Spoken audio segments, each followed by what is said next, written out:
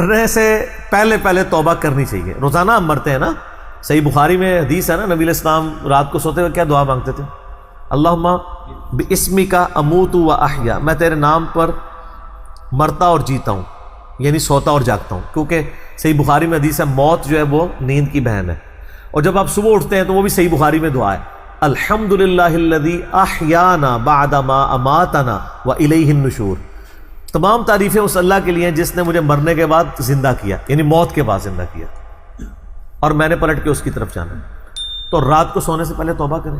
اور سب سے بیسٹ توبہ تو وہ بخاری مسلم میں حدیث ہے، جس نے رات میں سورۃ البقرہ کی آخری 2 آیات پڑھ لی اسے ہر چیز سے کفایت کر جائیں گی.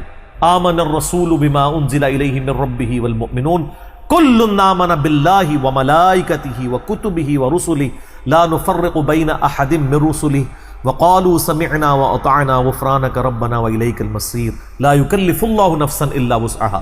آنورڈ. اس میں تجدید ایمان بھی ہے، اللہ پر ایمان، کتابوں پر، فرشتوں پر.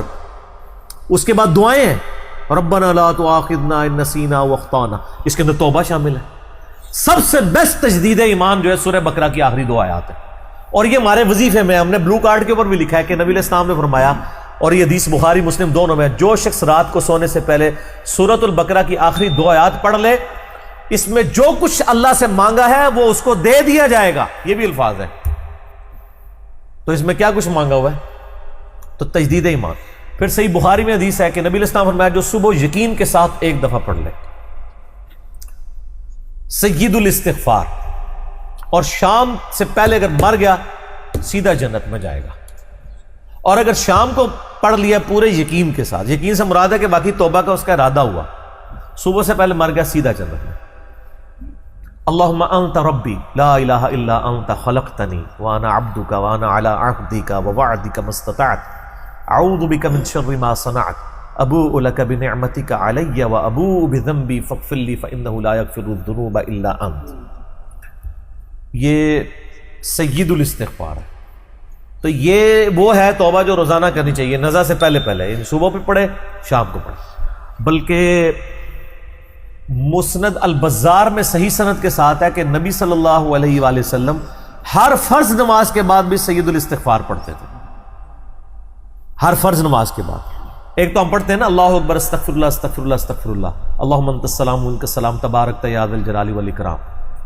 اس کے بعد آپ سید الاستغفار آیت الکرسی بھی پڑھیں. آیت الکرسی کے بارے میں بھی آیا ہے سنن نسائی الکبریٰ کے اندر صحیح سند کے ساتھ، ہم نے گرین کارڈ میں ڈالا ہے کہ جو شخص آیت الکرسی فرض نماز کے فوراً بعد پڑھے گا مرتے ہی جنت میں جائے گا.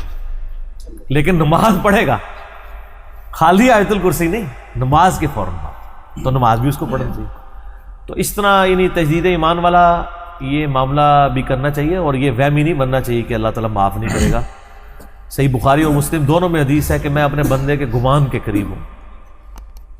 جو بندہ میرے لیے گمان کرتا ہے میں ویسا ہوں اس کے لیے. جو شخص یہ کہتا ہے اللہ مجھے معاف نہیں کرے گا تو اس کو واقعی اللہ معاف نہیں کرے گا، اور جو کہے گا کہ اللہ تعالیٰ مجھے معاف کر دے گا اسے اللہ معاف کر دے گا. تو انشاءاللہ تعالیٰ یہ کبھی ایسا نہیں کرنا چاہیے اللہ تعالیٰ سے نا امیدی والا معاملہ. آپ اپنے رب کے وعدوں پر، نبی صلی اللہ علیہ وسلم کے وعدوں پر یقین رکھیں کہ جس شخص نے سچے دل سے توبہ کی ہے اس کی نہ صرف توبہ قبول ہوگی سورۃ الفرقان آیت نمبر 70 کے تحت، بلکہ اس کے گناہوں کو بھی نیکیوں سے بدل دیا جائے گا. تو اللہ تعالیٰ رجوع لانے والوں کو پسند فرماتا ہے. بار بار رجوع لاتے رہنا چاہیے. اللہ تعالیٰ سے اپنے آپ کو آزاد نہیں کرنا چاہیے. نیکی کی ہو یا نہ کی ہو، گناہ کیا ہو یا نہیں کیا، یہ علیحدہ سے بات ہے. نبی علیہ السلام سے بڑھ کر کون نیک ہو سکتا ہے؟ صحیح بخاری میں حدیث ہے کہ میں بھی روزانہ 70 سے زیادہ دفعہ اپنے رب کی طرف استغفار لے کے آتا ہوں. استغفر اللہ و اتوب الیہ، نبی علیہ السلام. اور یہ 70 کا عدد آپ نے کثرت کے لیے بولا ہے. عربی میں 70 کا مطلب 70 ڈیجٹ نہیں ہوتا. 70 کا مطلب 1000 دفعہ بھی ہو سکتا ہے، 10,000 دفعہ بھی ہو سکتا ہے، 100 دفعہ بھی ہو سکتا ہے. کثرت کے لیے بولا جاتا ہے. تو استغفار تو بندے کی ضرورت ہے، یہ اللہ سے ایک نیکی ہے، اور ہر چیز کے ساتھ استغفار اٹیچ ہے. آپ دیکھیں کہ محفل سے اٹھنے کی جو دعا ہے اس میں استغفار ہے، سبحانک اللہم و بحمدک اشہد ان لا الہ الا انت استغفرک و اتوب الیک. سنن نسائی میں حدیث ہے.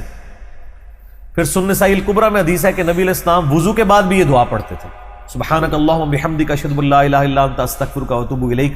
اور فرمایا یہ پڑھ لو تو یہ اللہ تعالیٰ قیامت کے دن تک کے لیے اس کو سنبھال کے رکھ دے گا، تمہیں اس کے عوض نیکیاں ملیں گی. ٹھیک ہے نا؟ تو رجوع اللہ، استغفار، ہر وقت اللہ کی طرف رجوع لاتے رہنا چاہیے. اور سب سے بیسٹ یہ ہے کہ نماز کے تشہد کی آخری جو دعائیں والا پورشن ہے نا، اس میں استغفار مانگیں، کیونکہ صحیح بخاری میں حدیث ہے جب درود شریف تشہد میں پڑھ چکو اس کے بعد جو چاہو اپنے رب سے مانگو. سجدوں میں بھی مانگیں، صحیح مسلم میں حدیث ہے سجدے میں انسان اپنے رب کے سب سے زیادہ قریب ہوتا ہے. تم خوب رب سے دعائیں مانگا کرو. اور نبی علیہ السلام نے دعا بھی سکھا دی ہے، بخاری اور مسلم دونوں میں ہے کہ نبی علیہ السلام رکوع اور سجدے میں پڑھتے تھے سبحانک اللہم و بحمدک اللہم اغفر لی. یہ ہمارے وہ اذکار میں لکھا نا، سبحانک اللہم و بحمدک اللہم اغفر لی، تو اس میں دعا ہی ہے نا. پھر دو سجدوں کے درمیان میں رب اغفر لی رب اغفر لی ہے. سر استغفار تو ہر جگہ ہی چل رہا ہوتا ہے. تو اللہ کی طرف رجوع لائے اور اللہ سے امید رکھیں. دنیا میں کسی نے توبہ کر لی تو موجیں ہی موجاں، یہ آخرت کے لیے معاملہ ہے. تو شرک، یار آپ نے کیا شرک کیا ہوگا جو صحابہ کرام نے قبول ایمان سے پہلے کیا؟ سر صحیح مسلم میں حدیث ہے 321 نمبر، میں نے کربلا والے ریسرچ پیپر میں ڈالی، بڑی لمبی حدیث ہے. عمر بن عاص رضی اللہ تعالیٰ عنہ کہتے ہیں کہ جب مجھے یہ اندازہ ہوا کہ اب نبی علیہ السلام یعنی غلبہ پائیں گے، یعنی اللہ نے ان کا سینہ اسلام کے لیے کھول دیا. اسلام قبول کرنے کے لیے نبی صلی اللہ علیہ وآلہ وسلم کی خدمت میں حاضر ہوئے تو خود ہی بتاتے ہیں، اور انہوں نے اپنے نزع کے عالم میں موت کے وقت میں اپنے بیٹے کو، بڑی لمبی بڑی رکت انگیز حدیث ہے، میرا یوٹیوب پہ کلپ بھی ہے، عمر بن عاص کی موت کے وقت گفتگو، اشک بار آنکھوں سے سننے والی.